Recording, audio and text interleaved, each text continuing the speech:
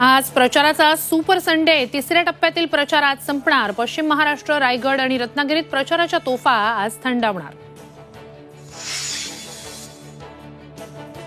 राम सातपुतेंच्या प्रचारासाठी फडणवीस आणि गडकरी मैदानात. पंढरपूरमध्ये फडणवीस तर अक्कलकोटमध्ये गडकरींची सभा. मुंबईतल्या बीकेसीत बनावट नोटा छापणाऱ्यांना अटक. भारतनगर परिसरात बनावट नोटांचा छापखाना. 100 आणि 500 रुपयांच्या बनावट नोटा जप्त. बीडच्या गेवराईत कारमध्ये पैशांचा घबाड. खामगाव चेकपोस्टवर कारमध्ये सापडले 1 कोटी रुपये. चालकाकडे कोणतेही कागदपत्र नसल्यानं संशय बळावला.